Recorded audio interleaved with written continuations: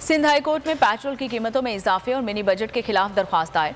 दरख्वास्त में वजारत खजाना, ओगरा, FBR और दीगर्स को फरीक बनाया गया है, जिसमें मौक़िफ़ इख्तियार किया गया है कि गरीब आवाम हर रोज़ बढ़ती महंगाई में पिस रही है। पेट्रोल की कीमतें बढ़ने से हर अशिया की कीमतें बढ़ जाएंगी।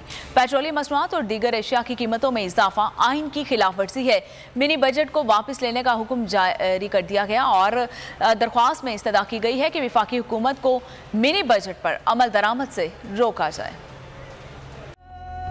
फसीले शहर से बाहर बुला के मारा गया, सभी के सामने इबरत बना के मारा गया।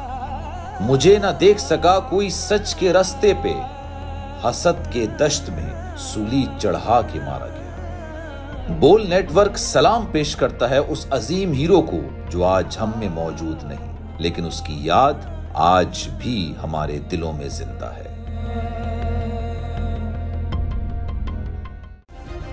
सब्सक्राइब करें और बेल दबाएं ताकि कोई खबर रह न जाए।